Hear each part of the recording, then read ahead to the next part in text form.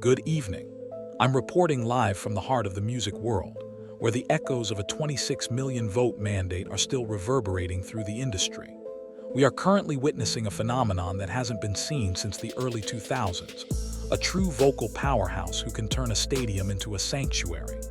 Roberts, the former PE teacher from Meridian, Mississippi, has managed to curate a portfolio of live moments over the last year that have effectively the global charts. But as 2026 kicks into high gear, which of these moments truly stand as the pillars of his legacy? We've conducted a deep dive investigation, analyzing vocal data, audience engagement, and cultural impact to bring you the definitive ranking of Roberts' best live performances from 2025 to 2026. This is the 10-point breakdown of the divinely guided journey that has redefined modern soul.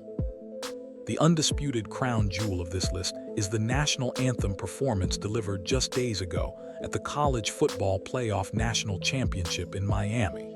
Standing at midfield before a live crowd of 65,000 and a television audience of 22 million, Roberts delivered what critics are already calling a national treasure moment. Arranged by the legendary Adam, this rendition of The Star-Spangled Banner was in vocal restraint and emotional depth. Dressed in a classic black suit that signaled a transition from reality star to statesman of soul, Roberts utilized his Mississippi deep breathing to anchor every syllable.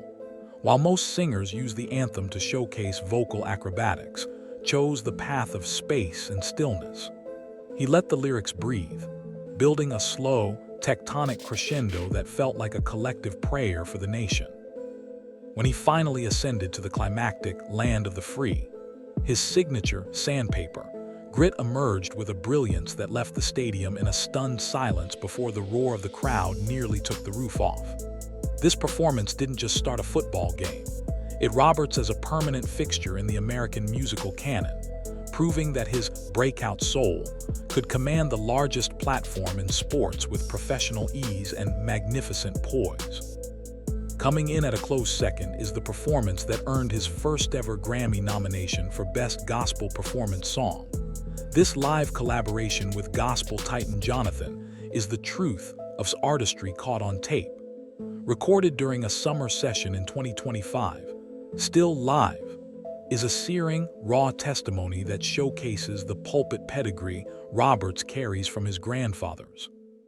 The chemistry between the two artists is palpable. They don't just trade verses, they engage in a spiritual dialogue. His ability to transition from a buttery, silk, R&B croon into a gritty, church-bred powerhouse on the track's bridge is a study in vocal versatility. Since its release, the live video has become a digital ministry staple, racking up millions of views and cementing its place in the upper echelon of the gospel pop world.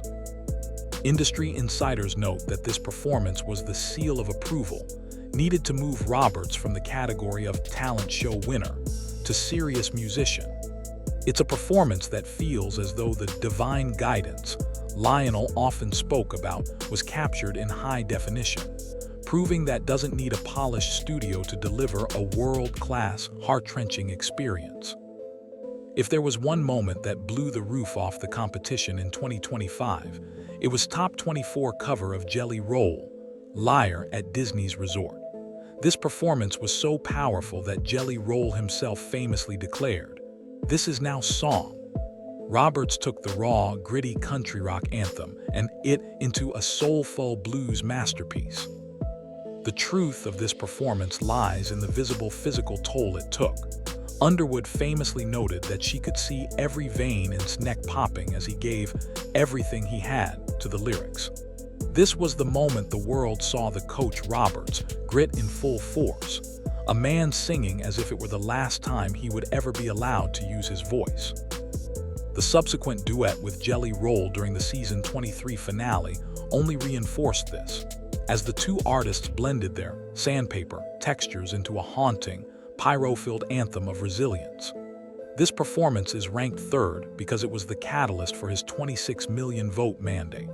It proved that could take a secular hit and infuse it with such raw, spiritual energy that it became a universal anthem of triumph over addiction and mental health struggles. Ranked fourth is the performance that many fans consider the soulful North Star of his journey, his cover of Tom Odell's Heal. This performance is significant not just for the vocals, but for the creative independence Roberts displayed. By adding an original third verse that essentially turned the pop ballad into a modern-day song, bridged the gap between the charts and the chapel. Lionel was moved to call him divinely guided for the first time during the Top 12 rendition, a label that has followed him into 2026. The performance is in space and stillness, showing a level of maturity that is rare for a new artist. It was this specific arrangement that eventually hit #1 on Billboard's Hot Gospel Songs chart, proving that Roberts' instincts as a vocal architect were just as strong as his ability as a singer. When he reprised the song during the grand finale, it felt less like a competition entry and more like a victory lap for a man who had successfully redefined what gospel pop could sound like in the modern era. In May 2025, shortly before his victory, returned to his of Meridian for a parade and concert that drew 20,000 residents, nearly half the city's population. It was there, standing on a stage in the heart of the Magnolia State, that he performed Sam's legendary "A Change Is Gonna Come." This performance is ranked 5th because it represents the emotional ROI provides his community. As a former PE teacher at elementary, Roberts wasn't just singing a classic. He was singing the story of his own community's hope and resilience. The Sandpaper and Silk quality of his voice took on a new, weightier resonance as he looked out over the faces of the neighbors who had cheered him on through 3 separate Idol auditions. There were no cameras for a television broadcast, just a raw, unfiltered connection between an artist and his people. This performance proved that King of Gospel Pop title is rooted in a real-world foundation, showing that his unapologetically identity is most powerful when he is standing on the soil that grew him. During the high-pressure environment of the Top 5 Disney Night 2, Roberts took on the classic "Ain't No Mountain High Enough." This performance is a standout because it showcased insert strategy in its most vibrant form. Instead of mimicking the legendary Motown arrangement, he brought a gospel swing to the track that made it feel fresh, and the judges were floored by his ability to maintain a super chill, calm demeanor while delivering a vocally rich, standing ovation-worthy performance. This was the moment analysts pointed to as the confirmation, as it proved could handle a high-energy, up-tempo secular hit with the same authoritative conviction he brought to ballads. The joy he exuded during the performance mirrored the pride his of Meridian felt, and it furthered his connection with the voters who saw in him a reflection of classic soul updated for the 2026 landscape. We have to go back to where the global phenomenon truly began, the Audition 3 performance of Rick James' Mary Jane.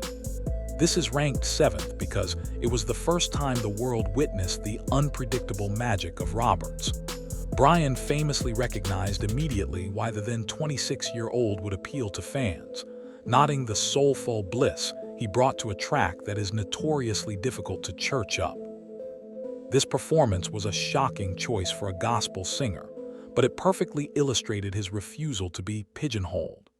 It established the sandpaper grit from the very first note and showed a man who was ready to challenge the industry's narrow definitions of what a religious artist should sound like. This audition served as the blueprint for his entire season 23 run, proving that he was divinely guided not to stay in a box, but to shatter it. In 8th place is his emotional rendition of "Go the Distance" from Hercules. This performance was a girl dad, dedicated to his daughters and Grace. While the song is a theatrical staple, Roberts grounded it in the reality of his own persistence and resilience. He used the silk of his R&B croon to deliver the verses with a soft, whispered intimacy before launching into a powerhouse chorus that felt like a promise to his children. The truth of this performance was the emotional stakes. Roberts had missed birth just days prior to stay in the competition, and every note felt like a tribute to the sacrifice his family was making. This performance humanized the king of gospel pop, showing the man behind the whistle and the father behind the fame. During the grand finale, Roberts performed The Temptations, Just My Imagination Running Away With Me, a moment that saw Lionel remark for the second time that was divinely guided. This performance is ranked 9th because it showcased his ability to inhabit a silk persona with effortless grace. It was a sophisticated, buttery display of R&B precision that highlighted his Mississippi peace, the calm, unshakable demeanor that has become his trademark. By taking on one of the most iconic soul groups in history and making it sound like a contemporary gospel pop hit, proved he was a universal artist. He didn't just sing the notes. He shattered the expectations of what a reality winner could do, proving he possessed the technical discipline to handle a classic with the same reverence as a new hymn. Rounding out our top 10 is the very recent performance on The Kelly Show, where joined Jonathan once again for a televised rendition of Still. This is significant because it marked his breakout on daytime television just ahead of the Grammy Awards. Performing for Kelly, the original idol, felt like a passing of the torch. The performance was a high engagement moment that saw another spike in his digital sales, proving that even as he enters 2026 as an established star, his live conviction remains his most powerful marketing tool. This duet showcased his growth as a professional artist, standing toe-to-toe with daytime's biggest vocal powerhouse and holding his own with magnificent ease. It was a clear signal that the new king of gospel pop is ready for the global stage of the 68th Annual Grammy Awards.